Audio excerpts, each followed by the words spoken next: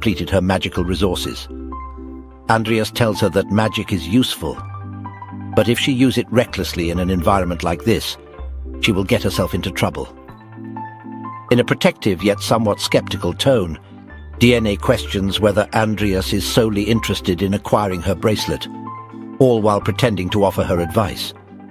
As she readied herself to attack, her magic inexplicably ceased to function, leaving her stunned. Andreas approached cautiously, causing her to crawl backward, insisting he maintain his distance. Annoyed, Andreas contemplated if she harbored a strong dislike for him.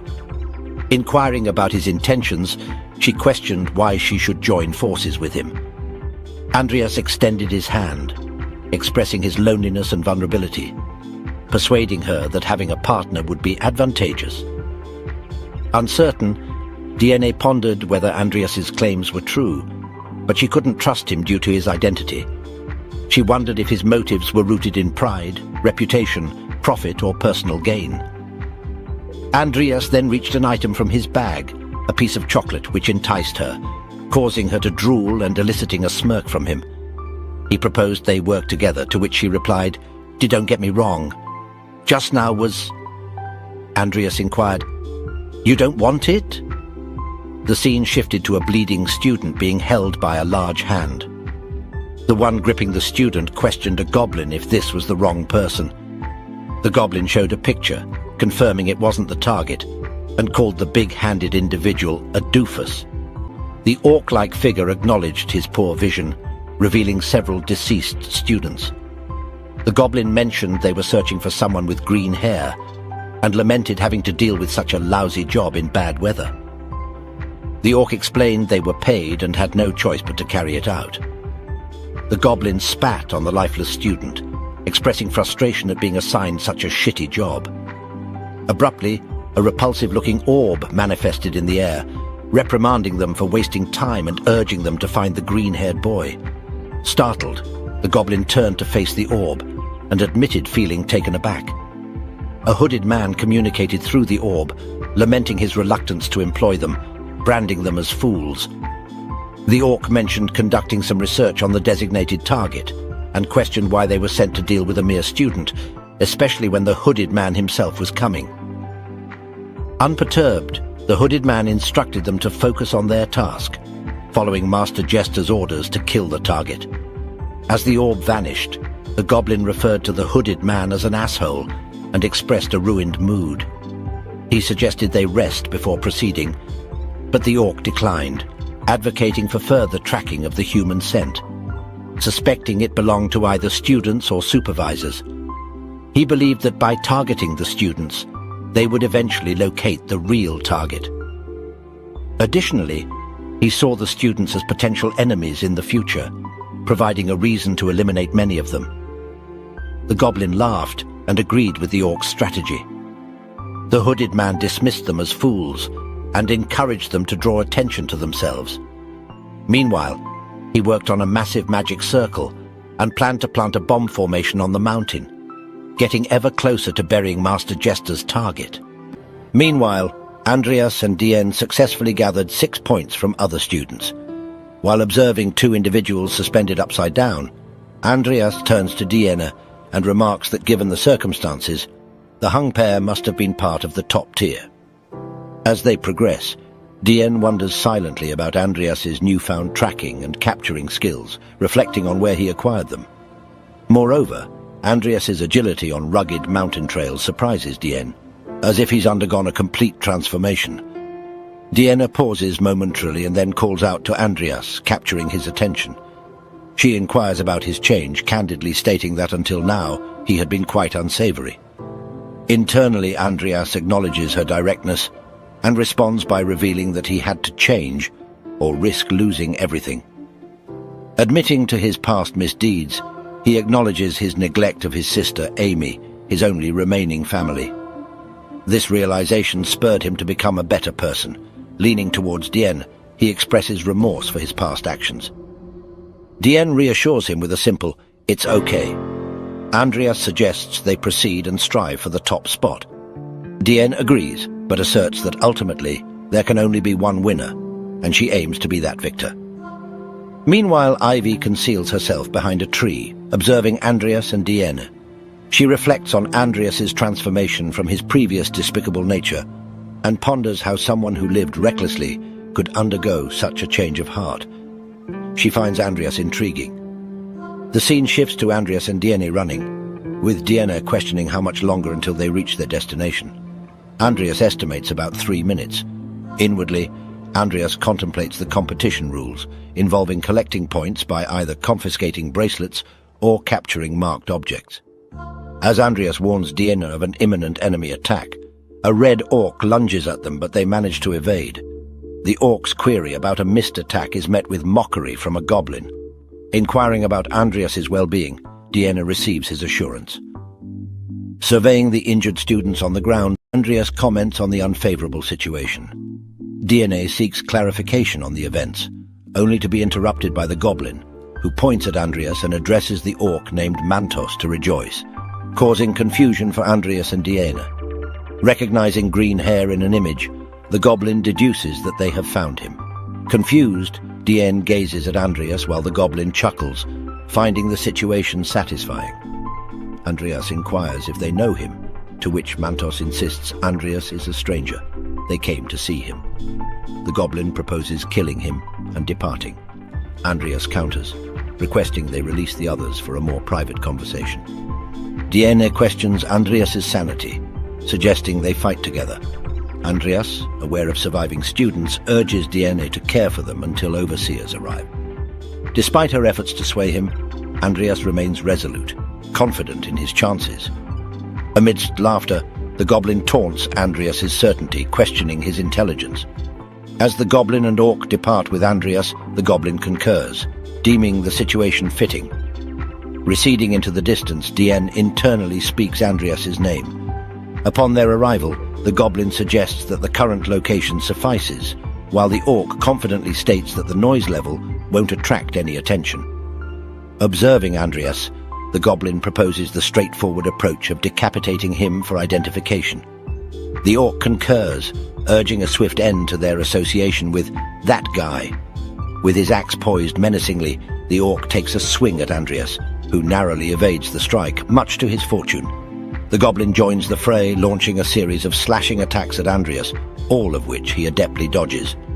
Abruptly, the orc's axe hurtles towards Andreas with a resounding impact. Uttering disbelief, the orc exclaims, "What the hell, you're no wizard!" as his axe is cleanly severed. Andreas addresses them by name, Mantos and Glau, questioning the validity of his assumption. He urges them to shed the preconceived notion that wizards are inept with swords.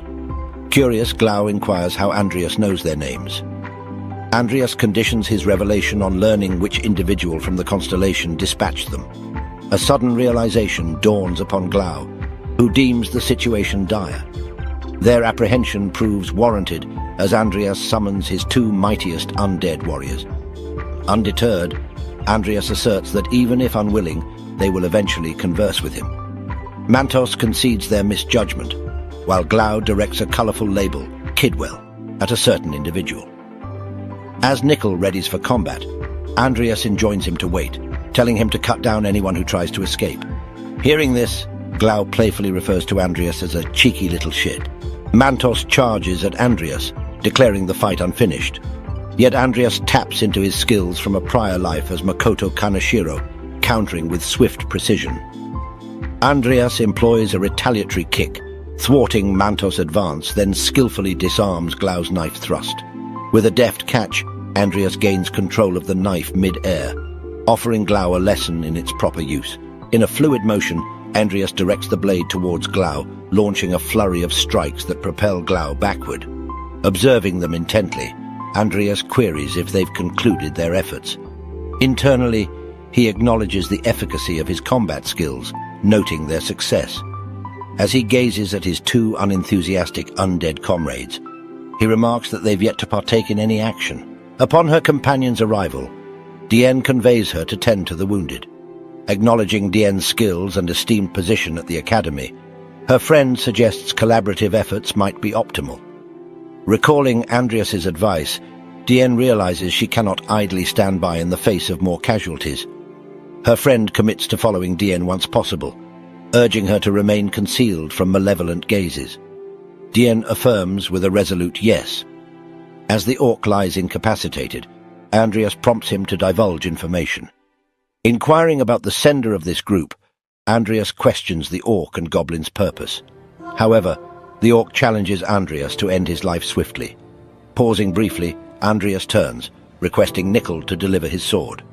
Catching the blade expertly, Andreas informs the orc that he will fulfill his desire for death.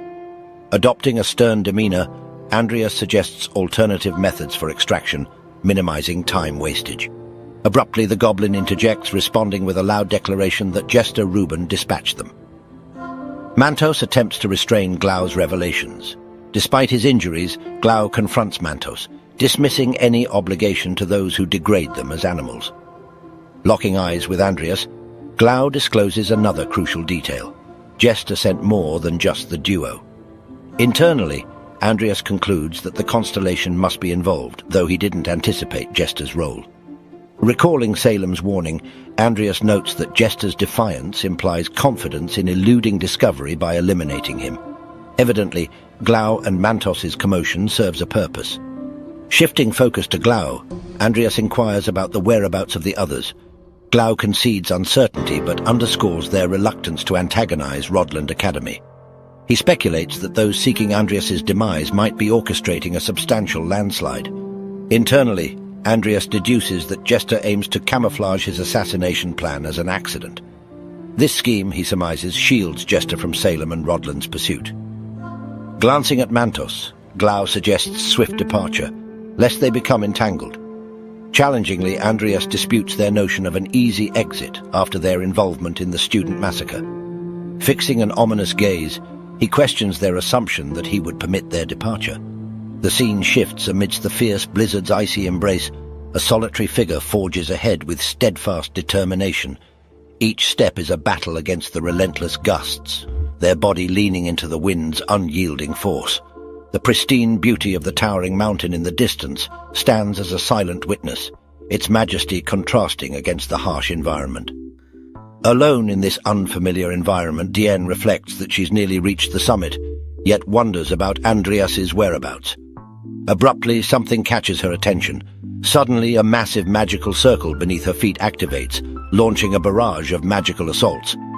Luckily, her protective barrier withstands the onslaught. Emerging from hiding, the enigmatic dark mages draw Dienne's attention. Puzzled by their dissimilarity to the orc and goblin, Diene questions their identity. A hooded figure with crimson eyes smirks ominously, deriding Dienne's entrance into their ritual site. Observing her more closely, he discerns her exceptional nature, not just a commonplace youth. Confronted with their sudden attack and evasive responses, Diene charges energy into her hand, warning them of the potential consequences if she resorts to lethal force. A surge of immense energy envelops her as she directs it towards the dark mages. Startled, the hooded figure observes Dienne's mastery of double chanting. Noting her fusion of snowstorm and ice magic, driven by fury, Diene relentlessly unleashes her assaults, urging them to vanish.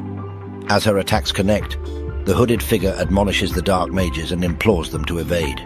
Diene pauses her onslaught, catching her breath while the hooded figure acknowledges her impressive mana control despite her youth. However, he privately regards Diene as merely a child. Placing a floating eye on his forehead, he finds the situation amusing and declares his intent to fight alongside Diene until his mission concludes. Diene is shocked to witness the hooded man's usage of black magic. The eye begins glowing red, unleashing tentacle-like appendages that ensnare the hooded man. Meanwhile, Ivy's attention is drawn to an unfamiliar presence. The scene shifts to Diene defending against the tentacles, realizing her mana is depleting rapidly. Other dark mages join the assault, forcing Diene to the ground, panting heavily. Tentacles Man taunts her, proclaiming this as a disparity in experience. Diene retorts that his so-called experience amounts to little more than adding an extra head. Her defiance provokes Tentacles Man's anger. However, her words halt as Tentacles Man announces the end of playtime. Just as the tentacles approach her, a flurry of slashes materializes, severing the appendages. Curious, Diene questions her savior's identity, and he responds as a mercenary hired by Rodland Academy offering to take over. Diene doubts his ability to handle the situation alone, even as a mercenary. Unbeknownst to her, Andreas, masked as the mercenary, maintains the ruse, conveying that Tentacles Man aims to trigger a landslide in the area. He urges Diene to flee. Tentacles Man questions the mercenary's identity and knowledge of their plan. Andreas retorts that he wouldn't divulge such information to someone doomed to die. Amid Tentacles Man's attack on Andreas, he labels him an insolent fool. However, Andreas evades the strike with ease, subsequently incapacitating the tentacles. A simultaneous assault by Tentacles Man and the Dark Mages is met with Andreas's steadfast defense. Momentarily vanishing, Andreas baffles the Dark Mages, only to reappear and dispatch them swiftly. Diene marvels at Andreas's speed. Suddenly, Tentacles Man's third eye emanates a menacing red light, prompting Diene to scream a warning to Andreas. However, a massive explosion erupts where Andreas once stood. As the dust clears, the sinister sorcerers and Diene stand in astonishment as they witness Andreas impale Tentacles Man's neck. The host is now lifeless, yet the eye remains animate, leaving Andreas perplexed. Suddenly, the monstrous entity launches an assault on Andreas, who manages to parry the attack, albeit being slightly pushed back by its force. Diene inquires about Andreas's well-being, but he urges her to keep a distance. Inwardly, Andreas contemplates how the tentacle host should have perished already, yet it continues to display movement. He wonders if the creature has commandeered the host's body. As the creature emits a menacing roar, it grows in size while assimilating the host's form. Its tentacles lash out at Andreas, who skillfully evades them, shielding Diene and preserving her life. The monster's tentacles sweep across the snow, blanketing the surroundings. Positioned securely behind a boulder, Andreas instructs Diene to retreat as he prepares to create an opening. With precision, Andreas counters the monster's assault, slashing its tentacles. Diene, utilizing her abilities, recognizes that the man who saved her remains unknown to her, yet he safeguarded her existence. Determined not to forsake him, she resolves to assist in whatever way she can. She conjures a slender, sharp blue energy in her palm, focusing on precision and condensation. With diligence, she succeeds. Meanwhile, Andreas contemplates how much easier it would be to overcome the monster if he could summon Nickel or Timur. His attention is drawn to Diene, whom he perceives as steadfast, prompting him to question why she hasn't fled. Seizing the opportune moment, she launches the sharpened energy towards the monster, inflicting significant damage and revealing a mana core. Andreas discerns the core's importance and realizes that destroying it would conclude the battle. However, the monster retaliates swiftly, only for Andreas to parry the attack. He acknowledges the peril of his impulsiveness. Suddenly, the tentacles strike the nearby Dark Mages, impaling them. Diene ponders why the monster is attacking its own allies, considering whether it is absorbing their mana. Their supposition proves correct, as the drained mages amplify the monster's size and power. While observing this dire development, Andreas remarks, "This is a dire situation." Yet he experiences a surge of energy enveloping him, a shield formed by ice magic. Moreover, his combat capabilities are heightened with enhancements like sharpness up and haste. He gazes at Diene, who strains with exertion. Andreas acknowledges her sacrifice, urging her not to further tax herself and to retreat. In an instant, Andreas dashes forward, feeling an unprecedented lightness in his body. A moment later, he and the monster lock eyes, triggering a burst of luminosity followed by a barrage of attacks. Our boy deftly fends off the onslaught. Another colossal attack is launched at Andreas, who realizes there is no respite. As he evades, he internally acknowledges the necessity of locating the core. His blade swipes at the monster, though the strike falls short. Abruptly, the gigantic creature is cleaved in two, leaving Andreas stupefied. The figure responsible for this feat calls out to Andreas, questioning his identity. Astonishingly, the person is none other than the formidable baddie Ivy. Andreas finds himself in a dire predicament, as fate had to pair him with Ivy among all possible encounters. He gazes at Ivy in silence, but she quickly issues a stern ultimatum, threatening to unmask him if he doesn't respond promptly. Their attention is abruptly drawn by a peculiar noise, and when it subsides, Andreas discloses that the Black Mages have planted an intricate, explosive magic circle. He stresses that unless they act swiftly to dismantle the arcane sigils, the student's safety is at risk. Ivy, somewhat skeptical, urges him to stop bluffing. Abruptly, another noise grabs Ivy's attention, prompting Andreas to reveal that the impending explosion is imminent. Without hesitation, Andreas departs, leaving Ivy to deal with the situation. Ivy reacts with shock and hurls curses his way, vowing to track him down, all while the explosive threat looms. She mutters a frustrated "damn it" and leaps toward the impending source of light. With Ivy gone, Andreas removes his mask and breathes a sigh of relief, acknowledging how narrowly he avoided detection. Concealed behind a tree, he contemplates that, if it's Ivy, she's more than capable of handling this. The initial scene depicted a relentless snowfall within a majestic mountainous terrain where the white flakes descended with great intensity, casting an enchanting and serene ambiance. Soon thereafter, the narrative seamlessly transitioned to a somber and mysterious castle nestled within a desolate realm, where torrential rain poured relentlessly, shrouding the ancient fortress in an aura of ominous allure. In the Tenera Strait, near an ancient castle, a grim scene unfolds. The lifeless bodies of a mermaid and a bird lie within a crimson circle, encircled by flickering candles.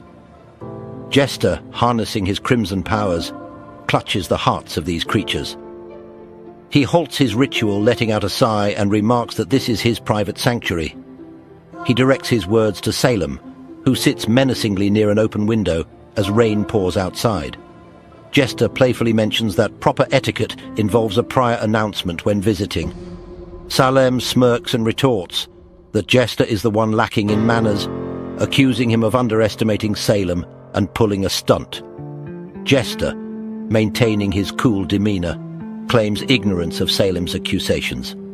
Salem activates his eerie powers, fixing a sinister gaze on Jester, and questions if Jester has grown weary of his immortal existence, hinting at the prospect of cremation. After a moment's pause, Salem gets to the point and asks Jester what he truly desires. He ceases his powers and reaches for a bottle of beer from the shelf. He suggests that Jester could have avoided trouble by simply admitting responsibility, blaming the chaos on a natural disaster. Salem proposes a deal. Jester lends him the Delight Sloth for a week, and in return, he'll let Jester off the hook this time. Meanwhile, the scene shifts to the academy, where Andreas strolls while clutching his tablet. He's engrossed in an article reporting that the black mage, Kidwell, met defeat at the hands of Assistant Professor Ivy Clare.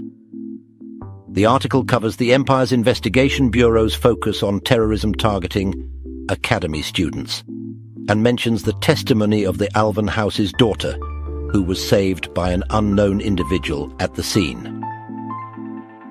Andreas discreetly tucks his tablet away in his bag, unaware that Ivy is covertly observing him from a corner. Inwardly, Andreas notes that with Tolman's suspension, Bacht is now personally overseeing the investigation, making it a high-profile affair. He anticipates a period of turmoil and decides it's wise to keep a low profile for the time being. Suddenly, Ivy approaches him, commenting that she's noticed Andreas has taken a keen interest in the night faculty training. Dressed sexily, she questions why she had to make the effort to find a mage here. Pointing behind her, Ivy playfully taunts Andreas as a virgin and instructs him to follow her.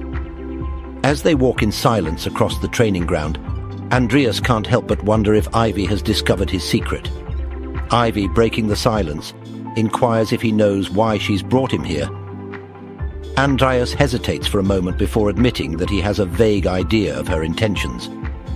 Puzzled, Ivy remarks that Andreas is surprisingly straightforward, though inwardly she finds his candor rather disarming.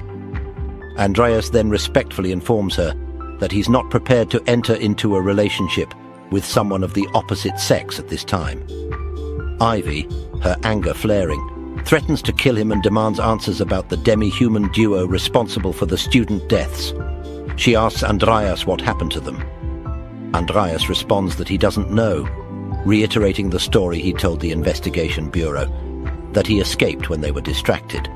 Inwardly, he's relieved that Diana didn't mention their pursuit of him. Ivy dismisses his account as nonsense and questions whether he truly expects her to believe it. Undeterred, Andreas leans in and affirms the truth of his statement, requesting to leave the situation. Unexpectedly, Ivy attacks Andreas with a sword slash, but he manages to evade it narrowly. She follows up with another strike, which Andreas blocks with his own sword, causing them both to slide backward. With a smirk, Ivy comments on how a scrawny mage like Andreas could block her, an assistant professor of the Night faculty. Andreas examines his sword and notices slight damage from the block. Ivy becomes increasingly suspicious of Andreas, insinuating that he might be one of the black mages. Unbeknownst to them, Vivian listens in from behind a wall, contemplating the possibility of Andreas being a black mage. Ivy, pointing her sword at Andreas, asserts that it's logical to suspect him given his suspicious behavior in black mage-related cases. She recalls that in the Boleric case, Andreas even took down the mage who had trapped her. Internally, Ivy ponders the difference between the masked man's voice and Andreas's, yet their body types match. She wonders how Andreas managed to pull it off. Andreas concludes that Ivy remains unconvinced by his explanation, and she confirms his assessment. Ivy decides to add one more question, noting that Vivian has changed since the midterm exam. She asks Andreas what he did to Vivian. Vivian, taken aback by Ivy's inquiry, listens intently. Andreas pauses briefly before explaining that all he did was rescue her. Ivy, confused, presses for details, and Andreas clarifies that he entered the barrier and saved Vivian. Nothing more. Vivian's face lights up with joy upon hearing this, and she enthusiastically declares that she knew it all along. Andreas is Mr. Fairy. However, Ivy erupts with frustration, telling Andreas to stop with the nonsense. She aims her sword at Andreas and questions how a supposed failure like him can freely enter and exit a black mage barrier. Their attention shifts to Vivian, who asserts that Andreas's statement is accurate. He indeed saved her life that day. Ivy, momentarily taken aback, withdraws her sword and declares that she'll be keeping a close eye on Andreas from now on. With Ivy's departure, alone together, Andreas expresses his gratitude to Vivian for her support. She reassures him, telling him not to worry about it, and affectionately addresses him as Mr. Fairy. With an adorably cute face, Vivian privately revels in the confirmation that Andreas is indeed her Mr. Fairy. The scene shifts to Andreas's family mansion, where we find Amy engrossed in her paperwork. Suddenly her maid calls her, informing her that they've completed cleaning the mansion. Amy expresses gratitude and acknowledges the challenge of tidying up a place that had been abandoned for so long. The maid reassures her, stating that it wasn't too difficult. However, she mentions their hesitation to enter the study room once used by the previous family head. Carrying a plate of delectable food, the maid suggests that Amy inspect the study room first. Amy agrees and heads to her father's study room. As she stands before the door like a baddie, she reflects on her childhood memories of playing hide-and-seek with Andreas, occasionally scolded for hiding here. With a faint smile, she opens the door, remarking how it feels like ages ago. Inside, she's met with a chaotic mess, but she brushes it off, attributing it to the absence of anyone to maintain it. Suddenly, she spots something on the floor, picks it up, and falls into contemplative silence.